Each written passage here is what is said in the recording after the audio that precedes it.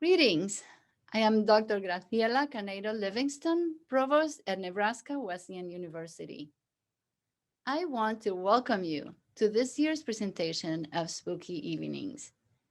We here at Nebraska Wesleyan are excited and proud of this event that brings together scholars, artists, authors, and filmmakers to discuss the topic of horror in its various manifestations across the arts and the humanities. Professor Juan Jose Castaño Marquez and Dr. Matthew Jarvis have been working tirelessly to bring you the best scholarship in the field of horror through this unparalleled digital humanities event.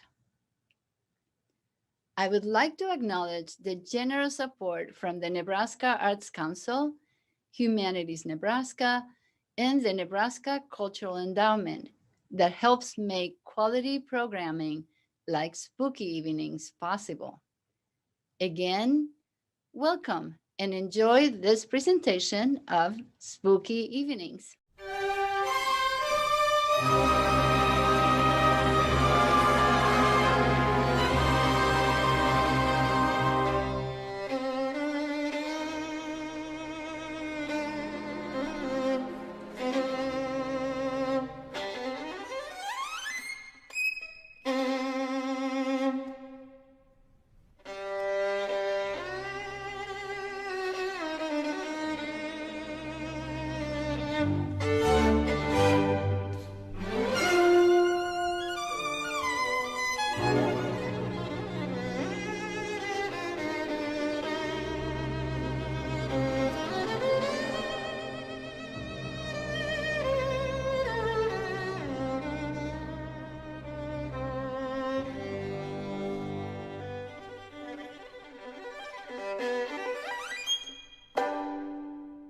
Tonight on Spooky Evenings, Dr. Tosha R. Taylor of Manhattanville College presents a talk entitled Witches and the Rural Landscape in American Horror Film.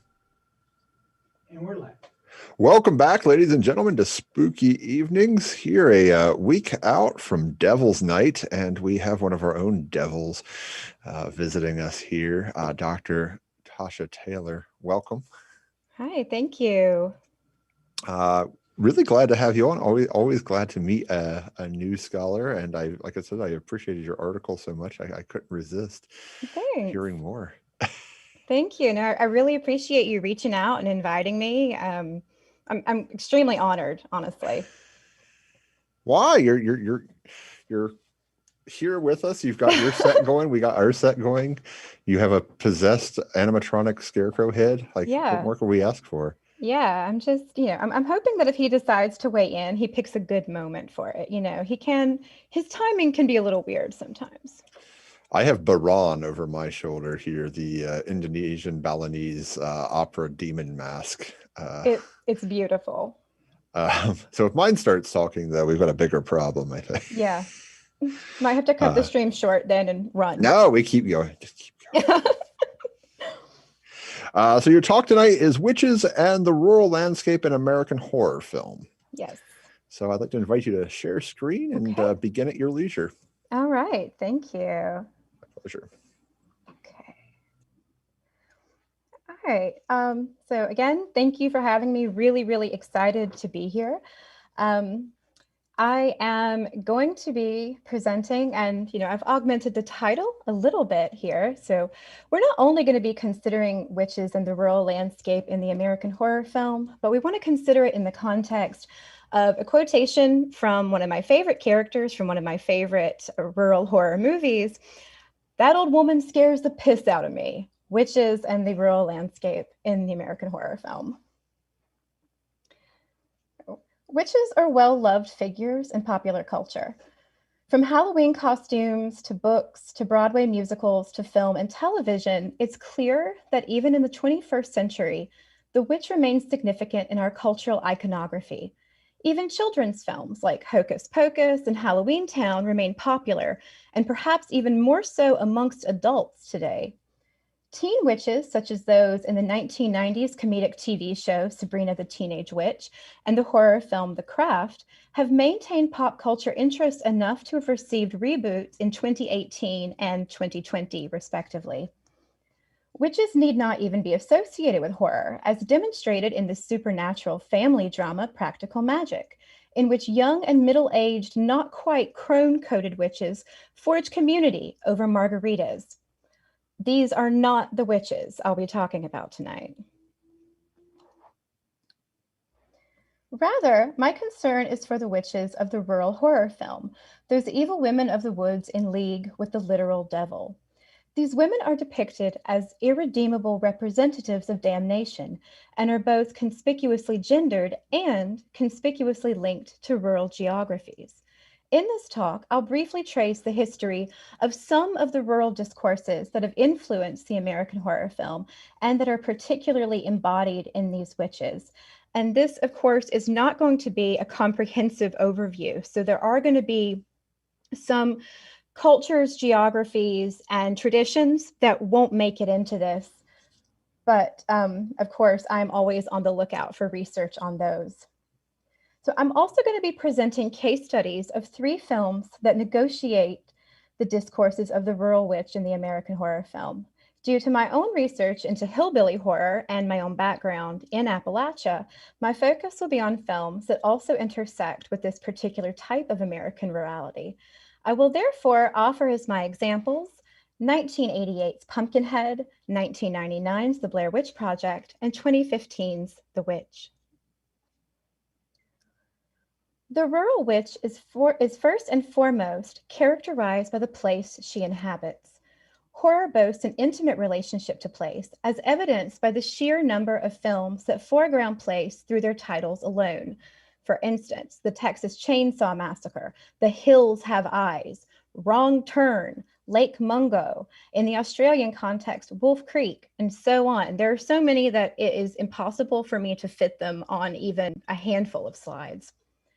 Horror scholarship has also given some attention to the importance of place, with myriad books, edited collections, and articles devoted to the locations in which horror narratives occur, ranging from the Gothic haunted house to the suburban neighborhood and even to the middle of the open ocean itself. The rural place has been particularly significant in the American literary and cinematic canons. Unpacking the title of the film, Cabin in the Woods, Bernice Murphy identifies actual cabins in the woods as the, quote, true starting point of American horror, end quote. Fears of the rural have a complex yet largely cohesive history steeped in colonialism, racism, and classism. Indeed, we cannot talk about the American literary and cinematic preoccupation with place without recognizing its imperialist origins. Colonialist associations between fear and the rural space have been well documented by a number of scholars, including Murphy, who has a dedicated monograph on the subject. The significance of the colonial captivity narrative to horror has also been discussed by Murphy and by Kaylee Simmons, and my doctoral research also concerned this topic. So while other literary traditions and genres in North America have an influence on horror's treatment of place, I want to spend a few minutes early on here looking at some of the language used in the captivity narrative as a particular example.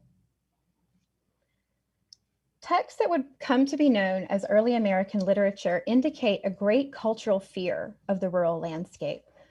In colonial captivity narratives, which often functioned as propaganda against Indigenous peoples, Indigenous villains are equated with the rural geography.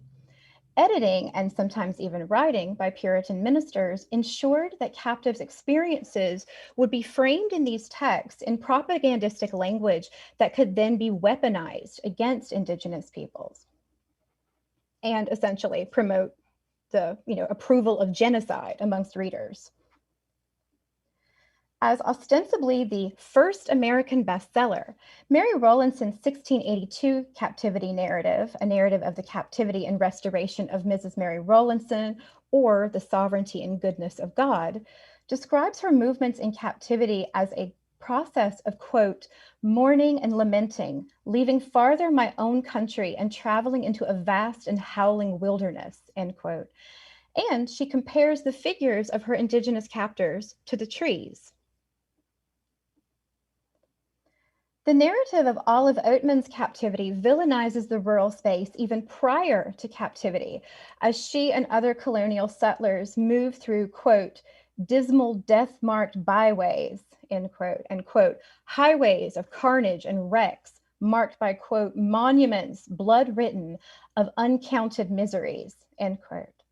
The actual author of Oatman's text, the Puritan minister Royal B. Stratton, further links the indigenous population to the landscape by describing them horrifically as, quote, merciless savages that infest the mountain fastness and prowl and skulk through the innumerable hiding places furnished by the wide sage fields and chaparral, end quote.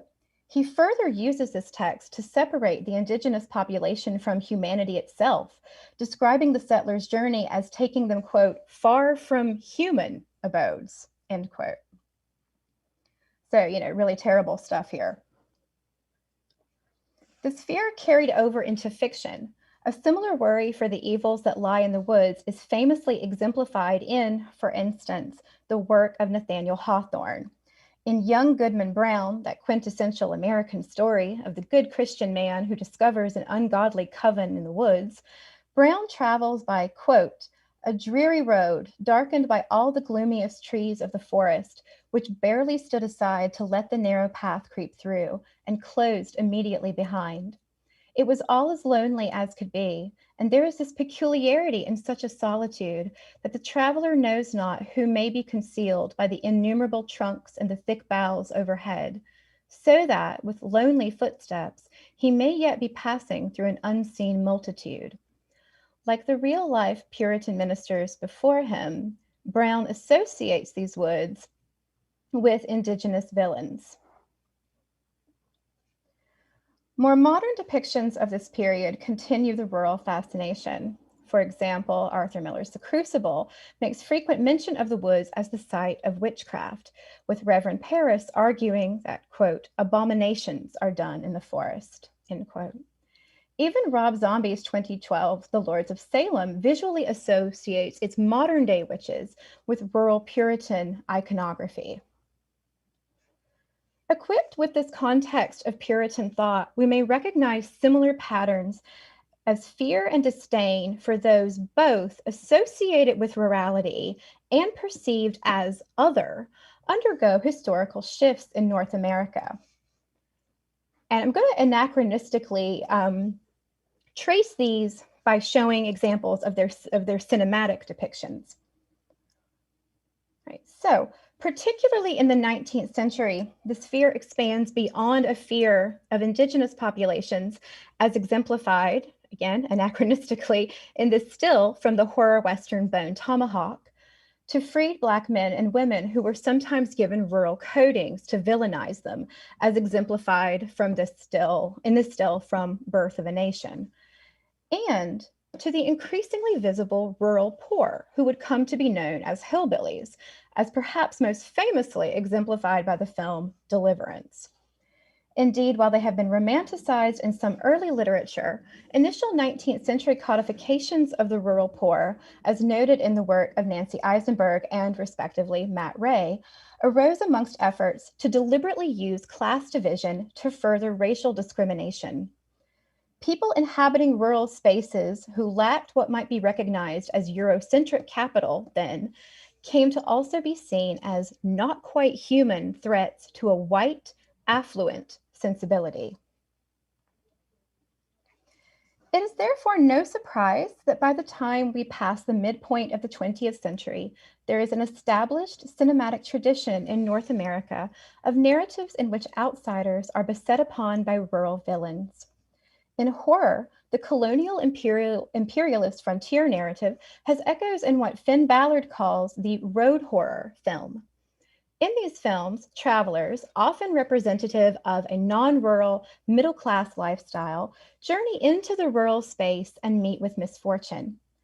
David Bell describes the rural space in these films as, quote, an unfolding nightmare, end quote, for outsiders traveling into it, and further sees this narrative as, quote, a kind of anti-frontier myth in which outsiders, quote, find themselves inept at civilizing nature. It becomes uncontrollable, alien, terrifying, and ultimately murderous, end quote. Even in the contemporary horror film, rurality is no less villainous as a near entity. Thick forests and tall mountains hide the rural space from outside surveillance, or, in the case of desert horror, like The Hills Have Eyes, present miles of nihilistic oblivion. Confusing or even hazardous roads isolate non-rural travelers, enabling them to disappear entirely. Structures in disrepair that seem abandoned are revealed to be inhabited by murderous locals, and their rooms may serve as torture chambers. Every aspect of the natural rural world, then, offers danger. Here, the indigenous villain has been replaced by the rural poor villain, and these local yokels seem malicious even in quick, casual encounters, eyeing outsiders with suspicion and frequently enabling their later destruction. Yet, as argued by, respectively, Carol J. Clover, Robert Mccray, and Barry Curtis, even in villainizing rural inhabitants, the horror film exposes American guilt for its heritage of colonialism, slavery, and classism. What we see in such films is underlying guilt for specific periods of historical exploitation. First, of the indigenous tribes who suffered genocide at the hands of colonists, then of the slaves from whose suffering the US economy was built, and then of the rural poor. The rural landscape is, thus, in these arguments, a site of haunting. And these are pictures of my hometown. So then, what about the witch who inhabits this space? She is at stark odds with the images of witches that pervade much of the cinematic imaginary, especially those that receive great contemporary attention, such as those displayed at the start of this talk.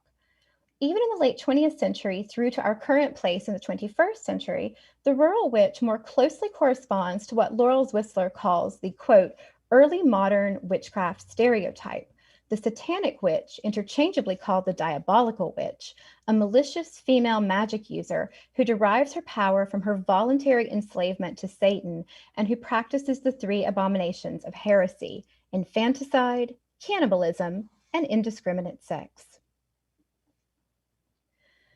This witch received perhaps her best cinematic representation in the 1922 silent film Hexen. While Hexen certainly does depict young women being conscripted into witchcraft, it nonetheless gives great visual attention to unromanticized imagery of older women. In the film's early scenes, these women's craft is also presented as labor, coding them with class markers that, while not truly equatable with contemporary class identities, nonetheless evoke these to the contemporary viewer. The witches' sabbats depicted in Hexen certainly include upper-class women, but it visually prioritizes the elders who dance with equal glee and who perform the rite of child sacrifice, which is the one depicted in the lower right corner. The rural witch of the American horror film seems to exist then at the intersection of old world European fears of devil worship, colonialist fears of indigenous people and their practices, and the fears of poor rural folk that are more explicitly embodied in hillbilly horror. Whistler presents a particular challenge to mainstream feminist re-envisionings and reclamations of the witch, who becomes a, quote, noble rebel against patriarchal Christianity, end quote. Such readings, Whistler argues, may overlook the cultural context from which certain witch figures inhabit. For instance, she argues that the Puritan context of Robert Eggers' The Witch, which we'll talk about more in a few minutes, creates an obstacle for the popular female empowerment narrative.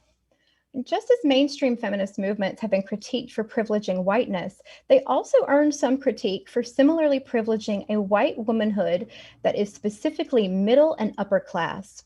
Thus, even references in some of these discourses to crone figures that may have some rural imagery are not representative of actual rurality.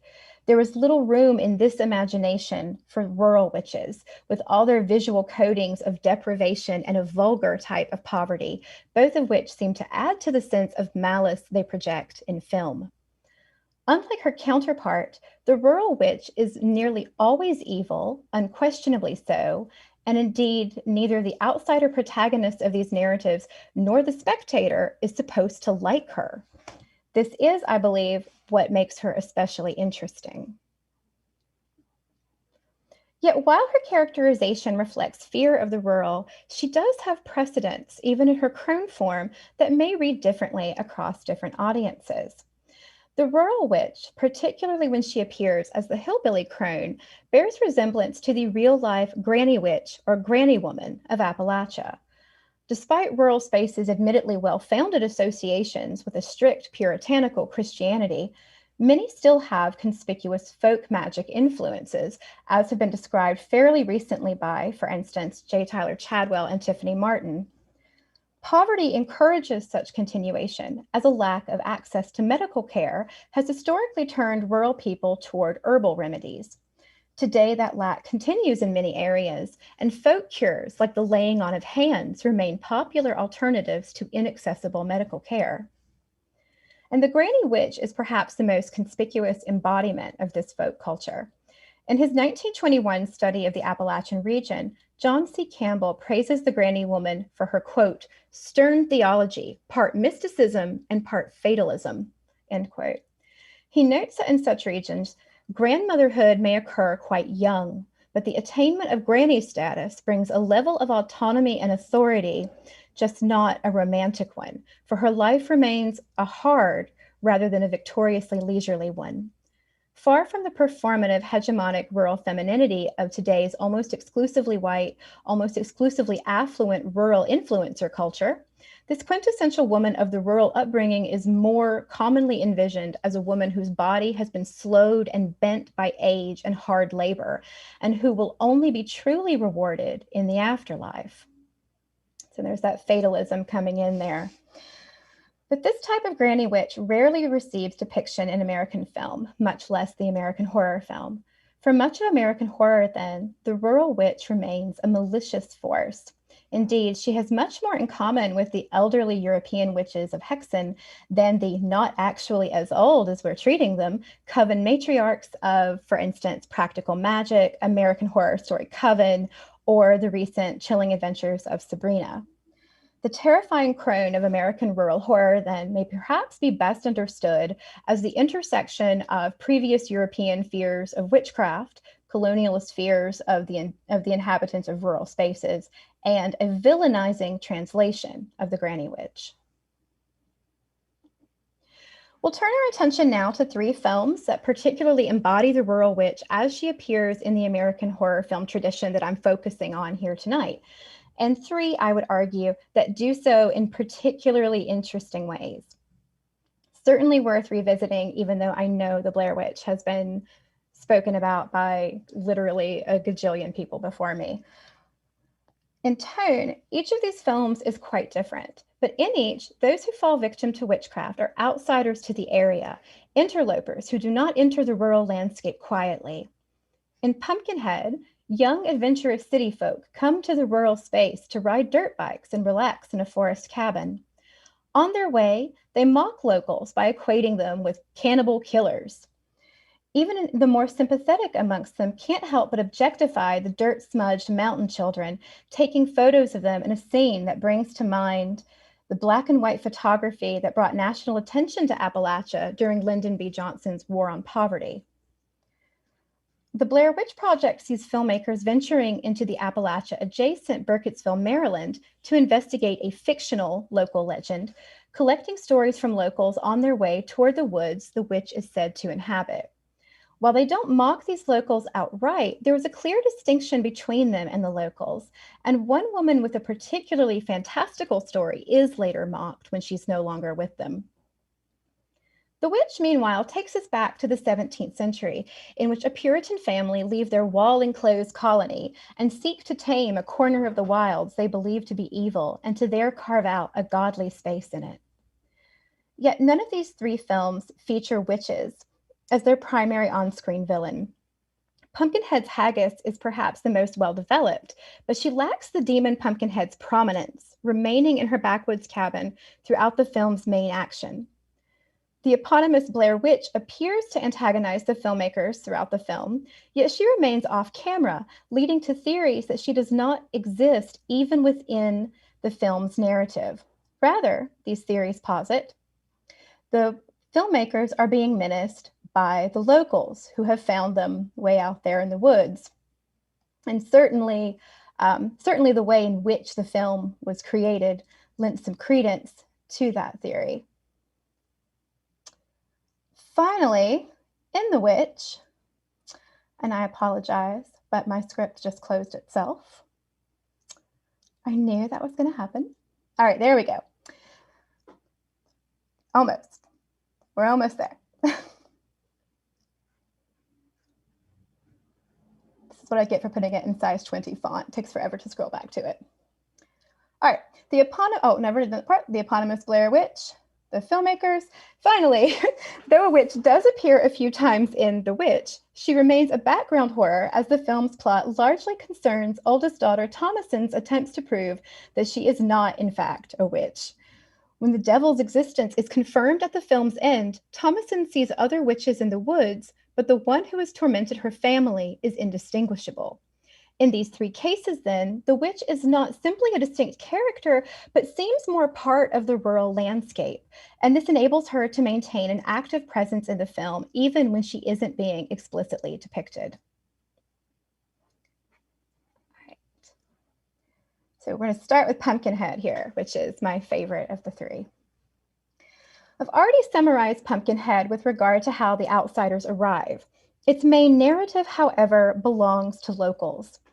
Taking place, per its paratext, in Appalachia, Pumpkinhead presents the story of an upright widowed father, Ed Harley, whose young son Billy is accidentally killed by the city folk as the latter travel through the mountains. Remembering folklore that an old woman deep in the woods could conjure a demon called Pumpkinhead to avenge the wronged, Ed Harley seeks out the witch Haggis, who warns him that the price of this magic is his immortal soul. In his grief, Ed Harley agrees to damnation, and Haggis looses the demon. But when Ed Harley sees through Pumpkinhead's eyes the torments the city kids suffer, he tries to help them escape, ultimately sacrificing his own life to save theirs. Pumpkinhead is one of the few depictions of Appalachia in horror, or in film in general, that does not equate rural locals with evil. At the community's worst, it simply prioritizes caring for its own. Knowing that the demon Pumpkinhead kills only the guilty and those who intercede for the guilty, community members cannot truly be villainized by their disinterest in helping the city folk. The revelation at the end of the film that Pumpkinhead himself is formed from the dead body of the last person to invoke him complicates attempts to label him as truly evil. Ultimately, the only rural figure who comes across as irredeemably evil is the witch Haggis. Living much deeper into the backwoods than even the grizzled hillbilly Wallace family, Haggis is coated with all of the markers of American fears of the rural. She is so deep in the woods, in fact, that even the adventurous teenager Bunt Wallace refuses to accompany Ed Harley to her house. The house itself is a shack surrounded by a small, murky swamp and is partly shielded from sunlight, but lit inside in hellish orange by a fire and filled with witches' ephemera, including dead and live animals. Haggis herself is a fearsome crone, seemingly ancient in body and frail in voice, but powerful in practice. In her especially, we see the visual echoes of Hexen. Unlike witches who claim their power is not actually evil and has simply been maligned, Haggis speaks of her own damnation with glee, nearly laughing as she mocks Ed Harley's attempts to save the city kids. She is especially amused by his naivety about the nature of a demon's work. "What did you think?" she asks. "It'd be easy, neat, and clean, and painless." And while she is undeniably a malicious character, I can't help but see in her a more complex type of witch, one who does not need a sympathetic backstory, but may be, at least to some viewers, nonetheless familiar. Whatever she was in her youth, if she even had a youth, she is now an autonomous person who transcends the boundaries between the living and the dead, the natural and the supernatural, the body and the spirit. And though it is Ed Harley's soul that is forfeited, it is Haggis who has the power to raise Pumpkinhead and who returns him in his new dead body to his grave. There is some sense of stoic tenderness in the film's final scene, where we are reminded that Haggis is the demon's steward, facilitating his return from and to hell. It is perhaps for this reason that the film's kitschier sequel featured a rare benevolent rural witch in the Ozarks who cared for the bullied, disabled child who would become a separate Pumpkinhead. What makes Haggis so noteworthy, though, is that the spectator does not ever experience her through the focalization of the city folk. Of all the characters in the film, only Ed Harley sees and speaks to Haggis. Though he has never met her prior to his son's death, he approaches her in a starkly different way than the city folk have approached rural folk throughout the film. He doesn't speak of her as an other outside his community, but rather as, quote, an old woman. She lives somewhere in the mountains hereabout. Some folks say is how she's got powers. In return, even patriarch Grandpa Wallace doesn't truly otherize Haggis. His concern is not for what she is, but rather what she does. All she can do, he says, is take you straight to hell. Ed Harley doesn't even express horror at the sight of Haggis or her home. To him, then, Haggis is not truly alien, but already somewhat familiar, an inhabitant of the same backwoods, just a little further in and equally toil-worn. All right, we're going to switch to the Blair Witch Project now. Where films like The Hills Have Eyes privilege rural geography in their titles, but eventually shift toward focusing on human villains, the Blair Witch Project promises a witch that it never truly delivers. Instead, the forces that menace the filmmakers remain unseen, leaving only signs of their comings and goings in the woods, and these signs are always constructed of natural materials, such as stone cairns and arrangements of sticks in humanoid shapes. Cynthia Freeland writes that this film sees focalizers, quote, dread linked to a mysteriously threatening place, end quote, rather than the witch herself. The witch's signs are, according to Freeland, quote, only vaguely scary, end quote, and rely on the rural landscape in which they are set to impart true terror. It is through repeated shots of the forest that the travelers realize and communicate to the audience that they are lost, trapped within the woods. Yet what their camera does not show is the witch herself. Instead, we see the dilapidated house her spirit is alleged to occupy, into which the filmmakers disappear. Treated singularly, the Blair Witch Project invites us to ask, does the Blair Witch exist at all? Whatever the filmmakers discover in the house, their camera never shows the spectator any entity we might take to be the witch. She thus does not receive anywhere near the same visual attention that the landscape has. And those subsequent materials in the Blair Witch franchise would establish an identity for her, thus confirming her real existence. The first film is more interestingly challenging. It would not be outside the pattern of rural horror film for the film to reveal that the filmmakers were actually being menaced by locals the entire time. And the film, if treated singularly, doesn't negate that interpretation. Aligning this film with folk horror, Adam Scoville writes that the film, quote, basks in its rural-urban divide, end quote. It is, like a number of Appalachian horror films, insistent on following the anti-frontier pattern by bringing in outsiders to whom the land and local people are curiosities at best and devilish at worst. Could the young filmmakers have simply come from nearby to investigate a somewhat local legend? Realistically, yes. But then perhaps the witch herself would have required a less ambiguous treatment, as our focalizers would find neither the land nor the locals as alien.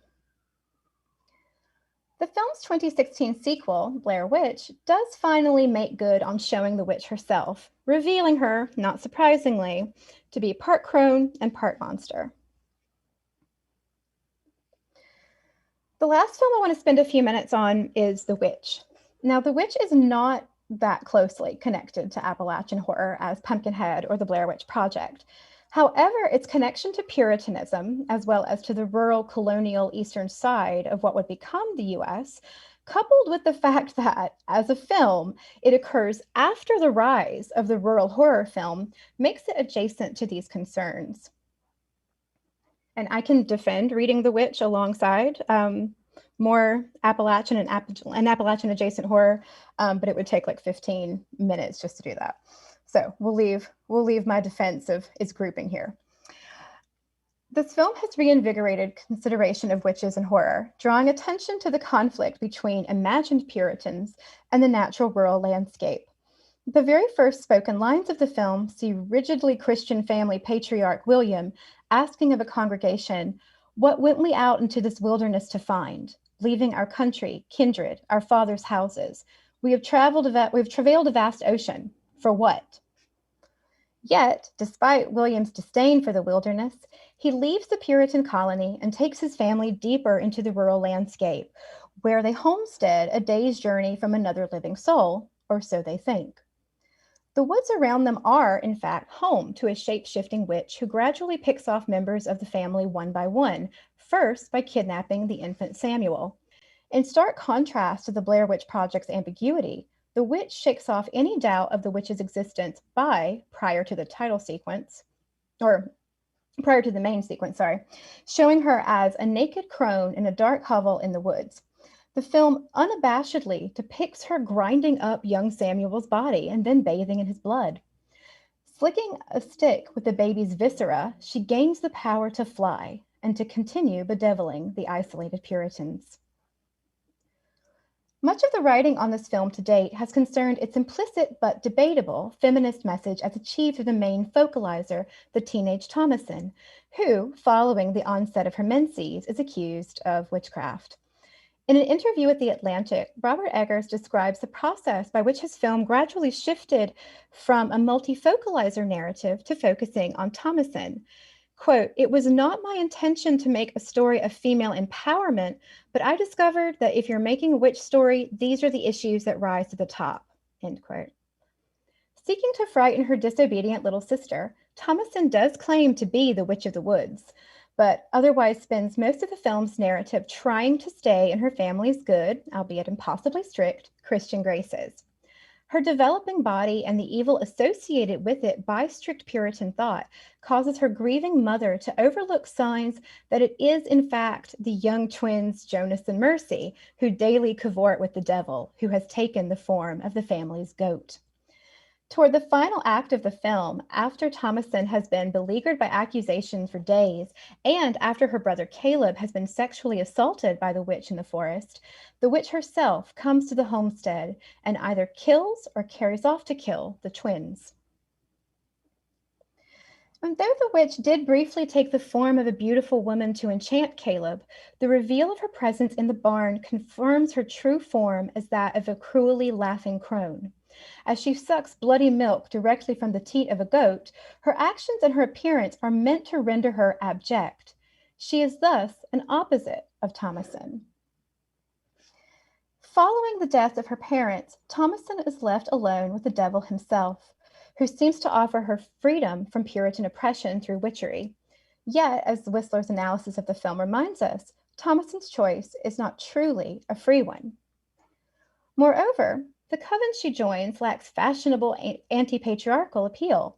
They are still rural witches, presented within this same framework of depictions we've been discussing: crones, child killers, embodied sites of horror.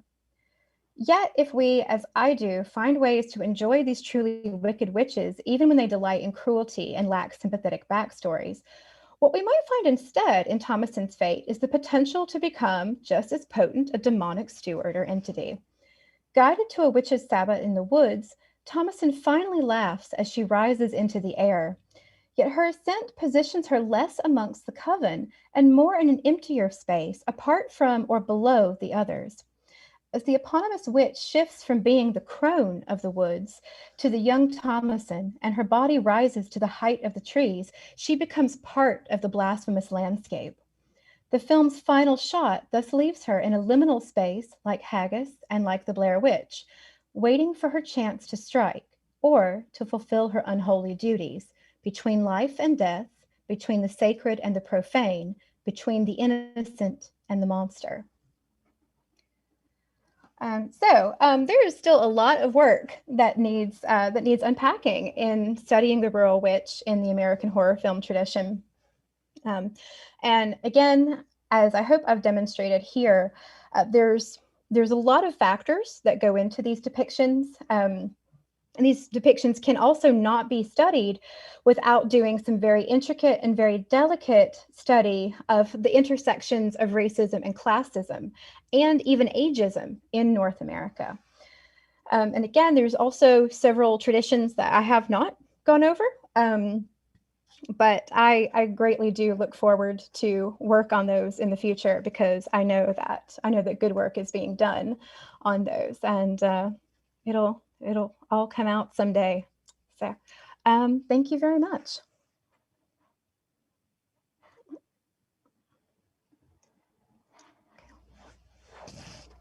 There we go. Hi. Hi. I have questions. I don't know if you know, I don't know if I mentioned it to you. I'm actually working on the Blair Witch myself. Oh, fantastic. I skip number 2, but I'm working on 1 and 3 for different reasons and different projects. Well, I pretended that Pumpkinhead 3 and 4 did not exist. So I mean, I pretend all kinds of things don't exist. Godfather 3 doesn't exist, for instance. But yeah, so I'm debating where to start. I also, The Witch is one of my favorite films. I worship Robert Eggers. If you're out there, Robert Eggers, please come on.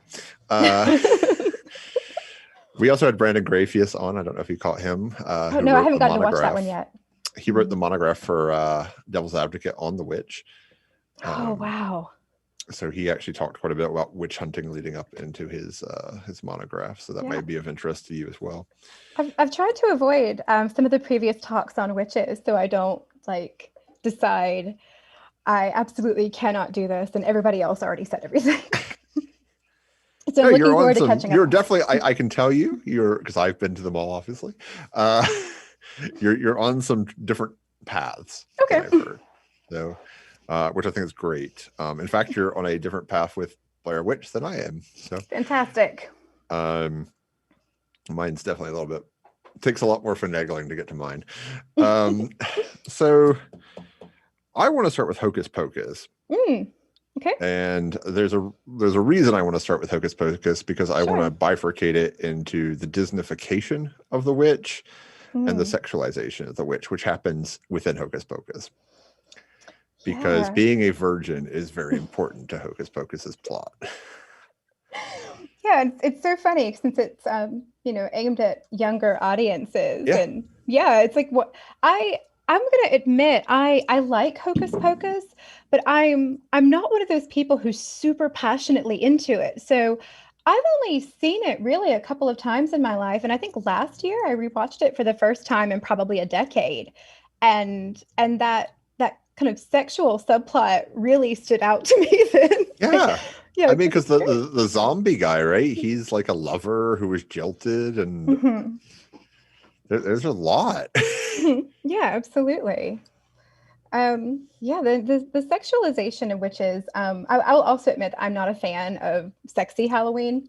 I think it has a lot of value to other scholars, to other feminists, to people who actually do practice, religions that we might consider to be quote unquote pagan religions, nature-based religions, anything that has ever been accused of being witchcraft. So I won't, completely decry the sexy witch, even though I'm not a huge fan of the trope myself.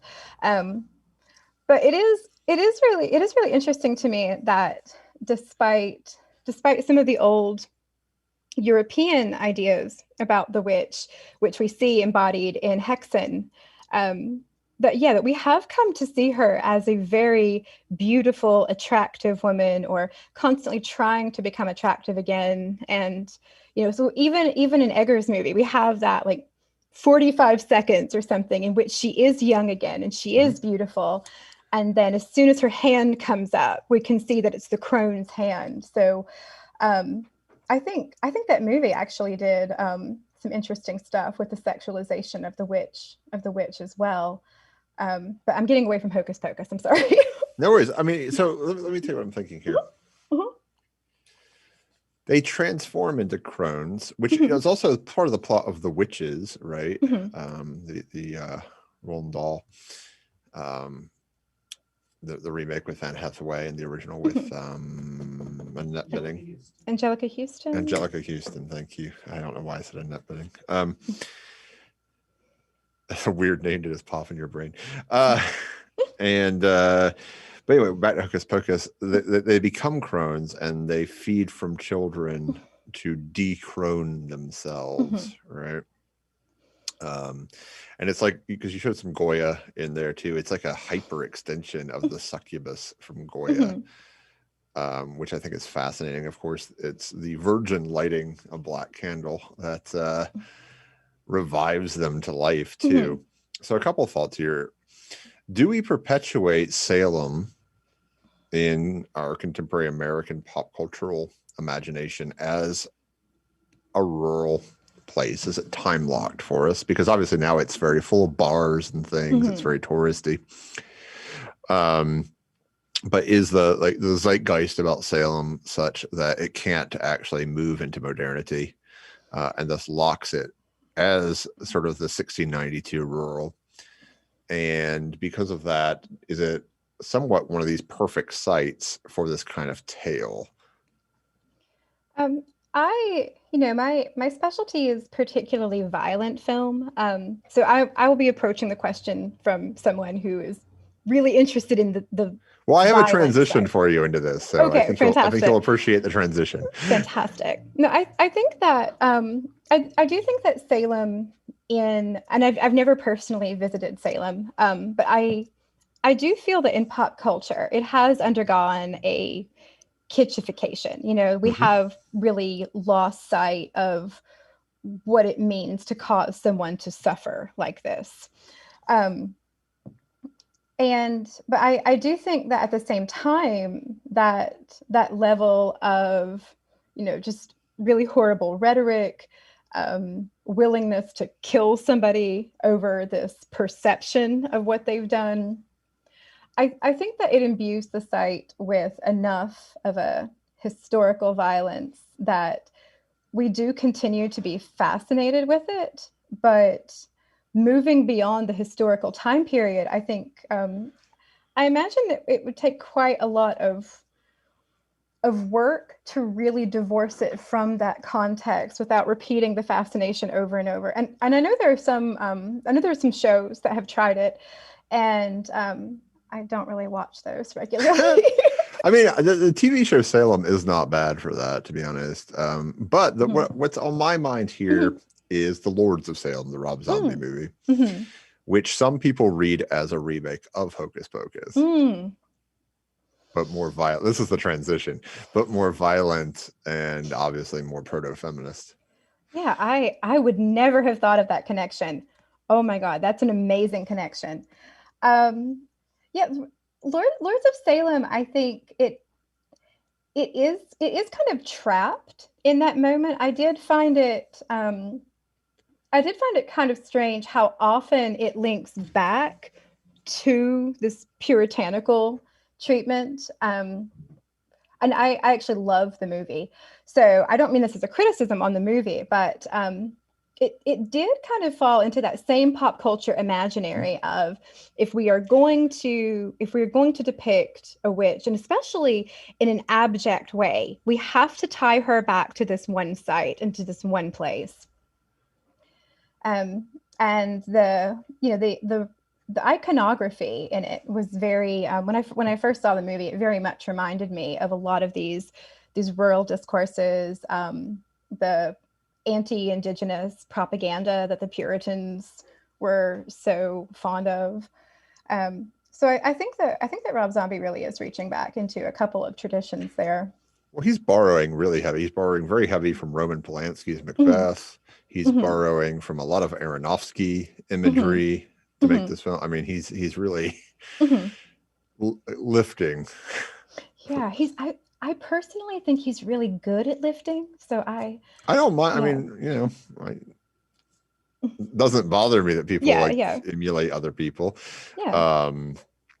but I mean, I can see what witches he's looking at when I watch the piece. Like, Yeah. I mean, the Polanski Macbeth witches, it's the best version of that, in my opinion, you'll ever see. Especially the opening when they're on the beach. And so that comes to mind as well. But I want to, for my money here, I want to situate Salem as time locked, because the other thing here too, you brought into the Crucible. Of course, the Crucible was remade in '96. Starring Daniel Day-Lewis and Winona Ryder, directed by Arthur Miller's daughter, Rebecca Miller. And, you know, it's a fascinating, because it also parallels the politics of the time as well, which is rather fascinating in American society. So, I mean, I want to kind of like see it as somewhat time locked as we discuss Eggers the Witch, because I think otherwise it doesn't really work. At least in the popular imagination. Yeah. I want to continue on the Disney train for just a second, because I think the other rural witch that we're missing here comes from the 2009 Princess and the Frog in the form of Mama Odie, who is the good witch in the woods in the shack.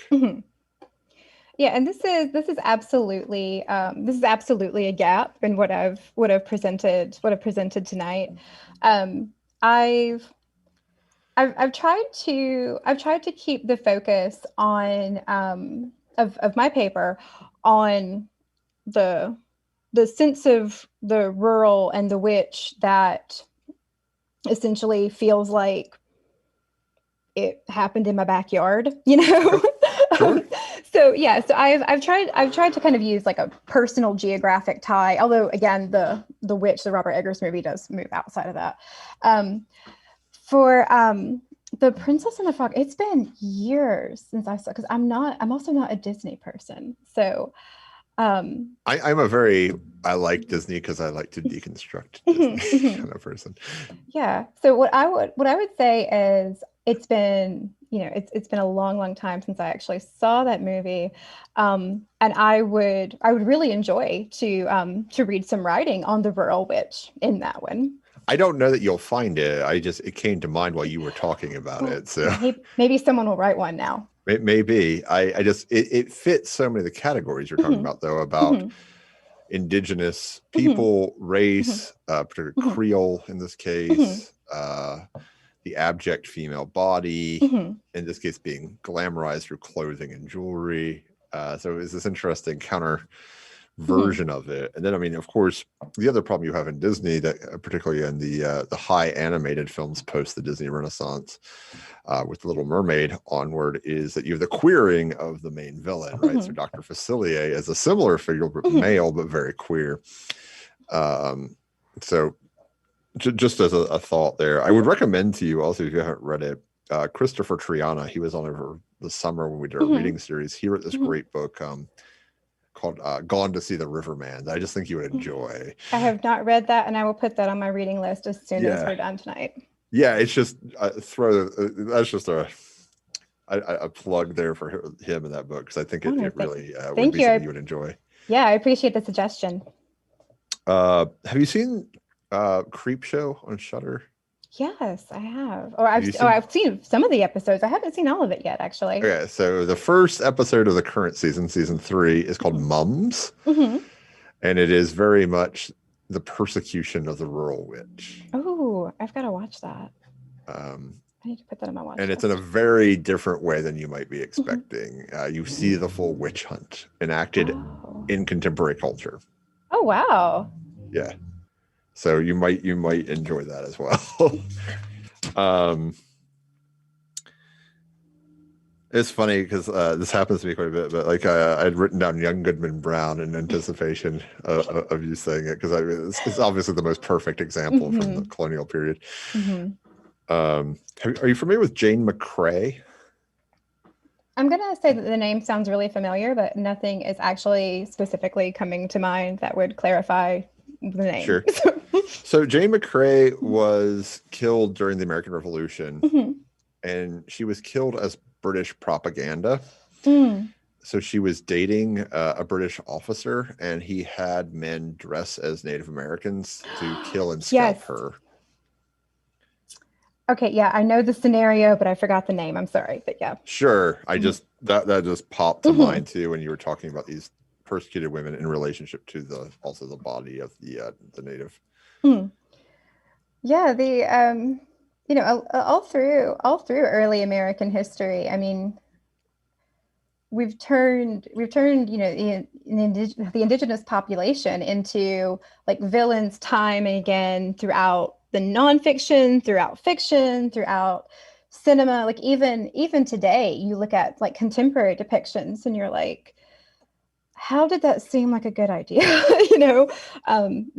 It's definitely that type of propaganda is really unfortunately what we would consider the American canon, or what has been codified as the American canon. That type of propaganda is all over it, and it's really quite disturbing. Well, it's interesting too because the idea was that the murder would be so heinous and violent that the colonists would come back into submission under Britain. Mm-hmm. Yeah, that's extremely messed up. Yeah, it was. I mean, that's an odd plot, right? You briefly mentioned Bone Tomahawk in this sort of like very violent way too. Most people watching probably have not seen Bone Tomahawk. I had the pleasure of seeing it at a festival, so I saw it on the big screen. So I got the full sawing impact of the film. It is this interest in sort of like a perceived mysticism of the other as well, where the other as non-European, non-Christian seems to default witch in the 17th century in American culture. Yeah, absolutely. I had to when I was doing my doctorate, I had to read so many Puritan like I picked two really popular ones for this presentation, but I had to read so many like 17th and 18th century texts that are just that this witch equation is all over them. Sometimes explicit, sometimes implied, but it's very much part of that colonialist imaginary there, that equation. Eggers talks about that too in relationship to the witch, right? He's like Indian attacks, sickness, crop failures, all witchcraft, right? Basically any pre-enlightenment thing it could possibly be is witchcraft in the 17th century, which makes perfect sense. I wrote down the Witch of the Woods is in The Witch, and in the Blair Witch, it's the witch as the woods. Yeah, that's. Oh, sorry. Go ahead. No, that's just a thought to throw out there. Yeah, that's honestly one of my favorite things. Actually, no, it's my favorite thing about the Blair Witch Project, period, is that, and usually I'm the type of person who wants to see it. I want that gory, horrifying moment. I want the filmmakers to take that risk of the audience finding it ridiculous and just show it to us. But I actually love that about the Blair Witch Project, that essentially it's the landscape. You could very, very easily argue, if you divorce it from from the other paratexts from the rest of the franchise, you could very easily argue that there is no supernatural presence there at all. It pairs, if you assume that there is no supernatural presence, it does pair better with Eggers the Witch. Yeah, that would be. Let's see. Yeah, I never watched them back to back while I was writing this. There was always a little bit of time between them. So I'm gonna try to watch them back to back now. Well, because I mean, the different assumptions you could make about the ending about Eggers the Witch. It could be a hallucination, could be a fever dream. There's so many things it could be because they're so hysterically charged up. And I mean, if you go fast forward to the end of the 19th century and you look at Gauguin's paintings from Brittany, it's the same thing. It's this idea of like people having hallucinations of religious events because of just the fervor. Yeah, absolutely. You talk about just a weird thing here with Samuel and the baby, the blood. I took it to, I think it's baby fat that she's doing. She renders it in a butter churn, which is something we also learn in the movie Warlock, of course. which is how you cast a flying spell, is from baby fat. It is interesting. So Caleb is the one who sexualizes the witch in the woods. And as I pointed out to Brandon, it's Thomason sexualizes her father, which is how she becomes sort of like empowered as a sort of like traditional stereotype around a witch in this time period.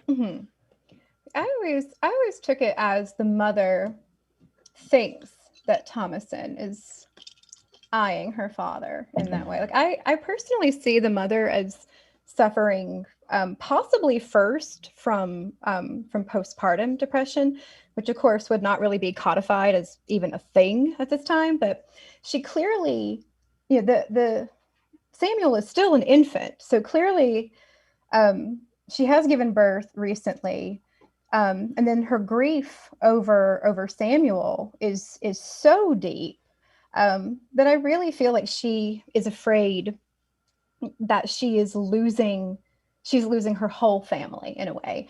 And Thomason becomes, in my interpretation of the film, Thomason is a very convenient scapegoat, especially because she doesn't have the tools to understand her own maturation and her own development. She only has, now that she's completely isolated, what her family has given her. And of course, she overhears them talking about sending her away, and that's not really a desirable prospect either. But yeah, her sexualization in the film is very, I find it really kind of troubling in a way, because the film, especially the first time you see it, when you don't know what's going to happen, if you've managed to avoid spoilers, she is coded as a sexual object so early in it that watching it, you are really kind of expecting something horrible to happen to her. And of course, something horrible does happen, but maybe not quite what the sexual coding from the beginning is suggesting the direction that we're going to go with that. So I see her as being in a very, very uncomfortable, precarious space between the sexualization imposed on her within the family and what she can even possibly be aware of herself at this point. I guess for me, I get hung up on the wood chopping scene with the father, and that's where my reading comes from. Because there's a literalism there and a bad pun. Yeah, that. Because what's the movie with? Oh God, I'm completely blanking. It's a terrible movie with Daryl Hannah, where she walks up on the boy and he's masturbating. Oh God.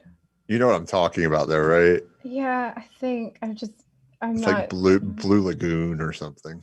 Oh wait, that was hang on. Is Blue Lagoon Brooke Shields? Oh wait, was Daryl Hannah in the sequel? Was Daryl Hannah in the sequel? I'm not, but you know what I'm talking. Yeah. That's the key. It's very similar to me. Yeah. Yeah, there's definitely just some very ripe for interpretation sexuality going on in that movie. It is interesting too. The woods itself, right? The woods' long history of being this scary place. We get fairy tales from the woods, which is where we get some of our first witch stories. But it's interesting, this idea of the rural being the people who choose to be there, and then what that breeds. Yeah, I've got really complicated thoughts on that. So of course, like, from a rural island, so I'm with you. The discourses of choosing to go into the rural space and choosing to remain in the rural space. We're going to start obviously in the North American context with colonialism, with imperialism, and these discourses, so they get really messy as we start moving forward in history, and we come to the point where we've had multiple generations of people, mostly descended from colonists in some form or another in a lot of rural areas, who, their experience of choosing to be there is quite different from that early history. So I think that's one of those topics that you have to link to historical time and place for each way that you want to consider it. Definitely. No, I think that's totally correct. The other Americana thing here I wrote down in terms of what you were doing with the Granny Witch is Granny from Beverly Hillbillies. Oh, God. As a type of, because she is a medicine woman, apart from making moonshine, right? She's a doctor. Like she always talks about being a doctor. Yeah. And the Granny Witch is, that's primarily what they've been documented for, is that kind of folk magic, folk cure, healing ability. Even in the contemporary context, this will be the person who's got the advice of, well, you eat this and then you sleep in this direction and that kind of thing.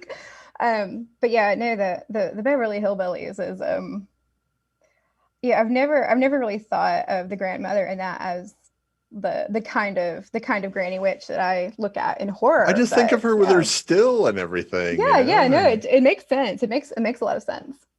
Because I mean that's the cauldron, right? The cauldron starts from beer making, and so the still seems to fit in terms of Americanization of that.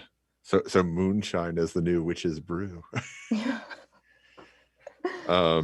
It is interesting too, because I'm thinking a lot about the 90s. The antithesis to this is the craft, which I've labeled here the hot topic witch. I love the craft, honestly.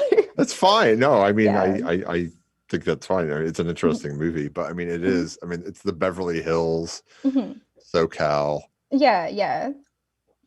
And I think that the craft is such a very culturally important movie for its time and place as well, because I don't think growing up, by the time I was probably 13 or 15, I don't think I knew a single other kid my age who had not seen the craft multiple times. And there was a lot of interest even in the local community, which was, in a small Appalachian town, amongst preteens and amongst teenagers in witchcraft because of that movie. So I have a real soft spot for that movie, honestly. It's very, it is very hot topic-y, but I give it a pass for that because I think it was also at the same time pretty decent. It's pretty dark. I want to give you another weird juxtaposition trilogy that might interest you if you're not familiar with it. Is Hellhouse Llc. I think that works really well with your thesis too, because you have the kids coming from the big city, coming from the biggest city, New York, to rural New York to create their haunted house, but it's on like this site of ancient witchcraft that ends up sucking them into hell. Yeah, I've only worked through the first Hell House movie right now. I recommend the second one. I do not recommend the third one. That's what you're not the first person to say that to me. That the second one's quite good, actually. It's a very good sequel, but the third one, it's just, and I like thirds. Halloween 3. I love Halloween 3. Oh, I have no real opinion of Halloween 3 worth noting, but love for Halloween. Season of the Witch. Yeah, right. But love for Halloween 3, that's always controversial there. I've actually said many times on this program it is the best Halloween movie. Oh, and wow. I stand by it. I did have a thought about haggis too when you were talking that I thought was something I hadn't thought about when watching Pumpkinhead before. Haggis is essentially Mephistopheles from Faust. Yeah, she very much does fulfill that kind of archetype. I mean, if we want to call Mephistopheles an archetype, which I'm going to do for convenience right now. She definitely fulfills that, and it's something that I've watched Pumpkinhead like way more than any person should ever have watched a movie, and But one thing that stands out to me more and more every time I watch it is the level of power she has to have to be able to perform this magic.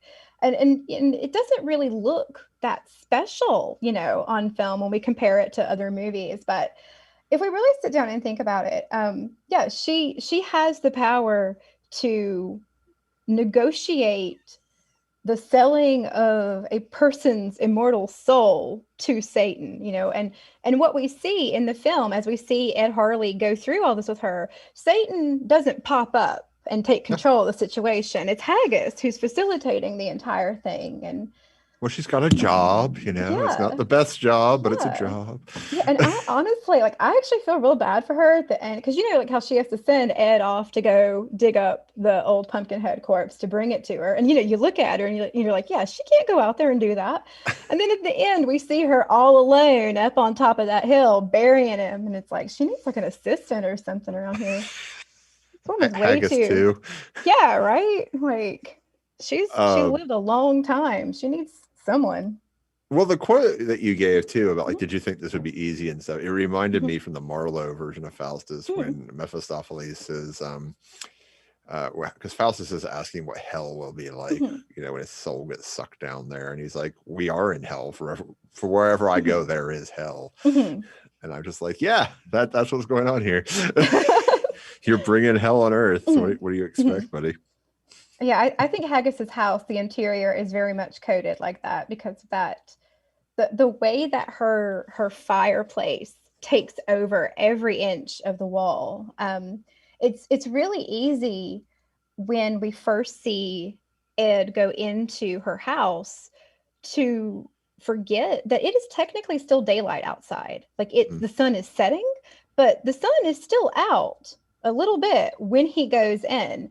But her fire, I kind of like to think that it is a kind of hellfire in there, with the way that it seems to, again, permeate every inch of that house, completely distorts our notion of what time it is. Yeah, she's messing with some real serious stuff in there. Yeah, no, it's such a great thesis. I need to think more on it. I have a bunch of random movies just written. There was Southbound came to mind, if you're not familiar. Yeah. Of course, the local yokels in American Werewolf in London popped into mind at one point when you're talking about sort of the protecting of a secret and that kind of thing. But also just having myself also grown up into a rural area, and the way that rumor and stuff spreads and is subsumed simultaneously is rather fascinating in all this. But yeah, no, great. I've got a lot to think about. Well, clearly I have a lot of stuff that I need to go read and watch too. I want to thank you very much. I want to invite the viewers to take the survey that Juan is dropping into the various chats right now. I invite you also to tune in tomorrow for Dragan Kujundžić and his talk on Dracula. And to remind you, as always, to stay spooky. Thank you once again. I like I say, I get a little scattered sometimes in my note. It's fine. I'm sorry that I completely lost place on our script. I sat here. It's so easy to do on this phone, and I sat here and practiced it, making sure that I wouldn't hit the thing that causes it to scroll all the way back up. And I did it. I went through it twice, and then of course when I'm actually live, I hit the thing that makes it scroll all the way back up to the top. I'm glad you think that is the worst thing that has happened to us live on the air. Our second night, we were thrown in internet jail for copyright violations. Oh no! Yeah. I was at the Slasher Studies summer camp, this big conference that happened in August for Slasher Studies, and we had been, streaming on YouTube for 3 days, and somebody finally shared just enough of a clip from one of the Friday the 13th movies that almost as soon as the clip ended, our stream got killed. That happened to us too. Yeah. Maury Leader was talking about Angel Heart, and we got we got muted Oh. on YouTube for showing a YouTube video. Yeah, it happens. Yeah. Yeah, I was a little worried that the GIF made from the GIF that was on there was actually taken using a YouTube video. So I've never had a GIF cause a mess up like that before, but I was thinking at one point, like, what should actually happen tonight? It's music. It's really the music that will kill Okay. you.